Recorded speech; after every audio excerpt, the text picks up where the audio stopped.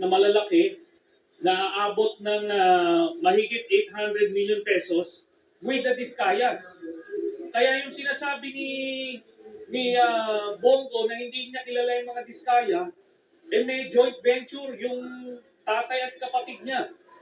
Tapos, paano nagkakilala itong mga ito? Diba? So yan yung mga problema ni Bongo na harapin niya pagka naisampa na to. Pangulong Duterte at sa kapamilya ko, to Trillanes, you are barking at the wrong tree. Kung seryoso ka talaga, bakit di mo kasuhan yung mga totoong mga corrupt talaga? Bakit di mo kasuhan yung mga financials mo? Yung mga contractor, alam mo yun. Alam mo yun. Kita mo na, nakailang buwan na tayo dito sa pagdidinig sa Senado. Ilang hearings na po. Lumalabas na ba yung totoo? Sino yung mga contractor? Yung talagang may-ari, sila mismo yung may kontrata, sila yung mismong kumikita, sila yung contractor, sila pa yung congressman, sila yung habulin mo, Trillanes. Ayaw mo habulin dahil financer mo nga.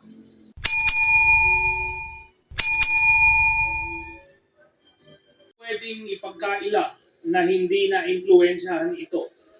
Tapos, nung senador na si Bongo, ganun din.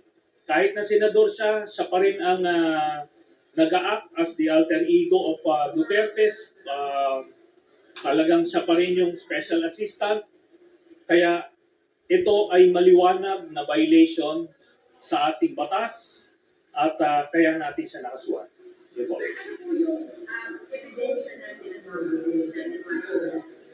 Ang ebidensya po dito ay mga kontrata mismo galing sa DPWH. Ito po ay nakuha ko nung ako po ay senador pa, tapos dinagdagan namin nung iba pang mga dokumento nung natapos na ako sa pagkasenador. Bawal po ito, di ba? Hindi mo pwedeng bigyan ng kontrata yung tatay at kapatid mo. Ang nakalagay sa ating batas, up to 4th degree of consanguinity and affinity. Pero ito, first degree ito. Tatay ito at kapatid. At hindi niya pwedeng sabihin na hindi niya mapipili kamag-anak niya. Kasi hindi ito basta-basta kamag-anak. Kapatid at tatay ito. Tapos, halos 200 contracts ito. Sa City Hall ng Davao hanggang sa nung sila ay presidente na. Ayun. So bukod pa ron, itong CLTG at saka Alfredo Builders na construction companies ng tatay at kapatid ni Bongo, undercapitalized ito. Hindi sila pwedeng magkaroon ng mga proyekto ng mga daang-daang milyon.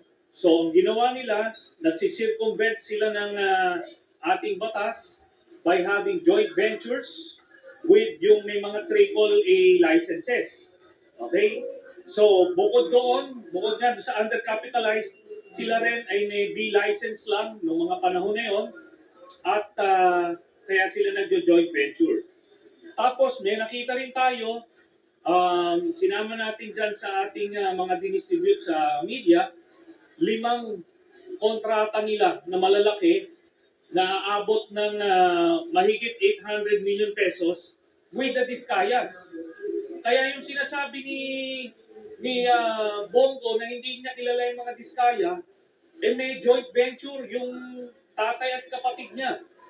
Tapos, paano nagkakilala itong mga ito? Diba? So yan yung mga problema ni Bongo na harapin niya pagka naisampa na to. Dahil siya yung principal. Ang nangyari dito, nung mayor pa si Duterte, executive assistant si Bongo. Maaring iniisip nila na hindi naman kilala itong tatay at kapatid ni Bongo that time, pero eventually, nung nagpresidente na, nakita natin si Bongo, nakilala natin si Bongo, at halos si isang tao sila. So ang pumipirma, ang nag-a-approve ay itong si Duterte, pero nasa likod niya itong si Bongo. Sir, so simula pa ng alkalde si Duterte, itong kaso na to hanggang doon sa mabuo yung 7 billion na yan. Yes, simula ito nung 2008 hanggang present. Okay? At ano ito? Hindi ito minsanan lang. Halos 200 contracts ito. Sa mga kontrata, ano po yung pruweba natin kung may connivance, collusion, na meron pong pinaguran talaga sa PCLTG builders sa Alfredo? Ano po pong evidence? Alam natin, di ba, special assistant si Bongo ni Duterte. Tatay niya nakakuha at kapatid niya nakakuha ng 7 billion na kontrata. Kumaga, hindi na ito pahirapan. Di ba ang issue ngayon, sino ang politikong nasa likod ni Diskaya? Di ba? Sinasabi nila, sino yung politikong nasa likod? Darating tayo dyan, kasi makikita nyo rin kung sino yung nasa likod dyan. Pero, ito hindi mo na kailangan malaman kung sino yung nasa likod kasi tatay at kapatid mismo. That is how the plunder law was defined. Pag nagbenepisyo ka illegally sa mga and through a series of acts. So ito, pati pamilya mo kasama ka dyan. So, worth 50 million. Yung mga nasasapa ng kaso ngayon, binabanggit lang natin si Duterte, si Senador Rongo, yung tatay at kapatid. Meron ba mga additional DPWH officials? Yes. Yung DPWH officials dito, yan na yung makukuha na testigo ng ombudsman. So ito yung pagkakataon nila. Kung hindi sila magko-cooperate, sila ang makakasuhan. Opportunity to answer him point by point before the ombudsman and not on media anymore. I will cooperate with the investigation and abide by its legal processes. The truth will be revealed and believe that justice and fairness shall prevail. I hope that the ombudsman will be fair. Ulitin ko lang po, I am one with the Filipinos in this crusade against corruption. Kasama niyo po ako. Labanan po natin ang korupsyon. Ikulong po ang mga kurakot at mga magnanakaw. Ikulong na ang mga buhaya, kasuhan, at ikulong na ang mga buhaya at mga mastermind. Huwag pong ilihis yung issue dito. Tumbukin po yung dapat tumbukin. Napapansin ko parang naiba na po ang narrative. Parang meron ng script, no? Na sinusunod o playbook. As a Filipino, I am urging the ICI, the Ombudsman, and the DPWH to seek the truth. Tumbukin lang po yung katotohanan. Maniwala kayo o sa hindi, pag nagkamali kayo dyan, mas gugulo po ang bayan. Magulo na po ngayon, mas gugulo po ang bayan. Magagalit po ang tao niyan, magulo talaga ito. Pakiusap ko lang po muli, tumbukin lang po yung katotohanan. Seek the truth, not the script. If there's any. Ito ay isa po itong diversionary tactic para ilihis ang atensyon ng taong bayan sa tunay na mga issue. Klaro naman eh. Kahapon nga lang, nabanggit ni former Governor Chavit Singson. Another diversionary tactic. Ang talamak po ngayon na korupsyon, talamak ang korupsyon ngayon sa kasalukuyang gobyerno. At ang dapat talagang panagutin, ang totoong issue. Ano bang totoong issue ngayon? Diba ang flood control scandal? Mga ghost projects, mga anomalous projects, mga substandard projects. Yun naman po ang issue ngayon eh. Huwag tayong lumihis sa katotohanan. Napapansin ko, talagang merong gumugulo eh. Merong nasa likod nito na ginugulo lang po yung katotohanan. But I am one with the Filipinos in this crusade and fight against corruption. Kasama niyo po ako rito. Labanan po natin ito. Kulong po natin ang mga kurakot at mga magnanakaw. Sa kanina naman po, sa final sa amin, yung dating Pangulong Duterte at sa kapamilya ko, to Trillanes, you are barking at the wrong tree. Kung seryoso ka talaga, bakit di mo kasuhan yung mga totoong mga corrupt talaga? Bakit di mo kasuhan yung mga financials mo? Yung mga contractor, alam mo yun.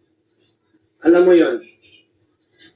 Kita mo na, nakailang buwan na tayo dito sa pagdidinig sa Senado. Ilang hearings na po. Lumalabas naman yung totoo, sino yung mga contractor. Yung talagang may-ari, sila mismo yung may kontrata, sila yung mismong kumikita, sila yung contractor, sila pa yung congressman, sila yung habulin mo, Trillanes. Ayaw mo habulin dahil financer mo nga. Tama yung sinabi ni Senator Bato noon na may mga financer ka. Baka nga yung ginamit mong pondong yon nanggaling pa sa flood control. Yung pag-imbestiga mo noon kay dating Pangulong Duterte, maaaring galing pa yun sa flood control. Huwag kang magmalinis dito. Huwag mong ilihis ang totoong issue. Dito lang tayo sa katotohanan. Seek the truth, not the script, not the playbook. Nasa na yung mga dapat kasuhan sa issue ng flood control? Nasa na? Bakit walang mga pinangalanan na malalaking tao? Yung mga buhaya, ba't pilit yung pinagtatakpan? Yung totoong issue rito, flood control at ghost projects. Nasa na po? Kaya nakikiusap po ako sa ICI, sa Ombudsman, sa DPWH.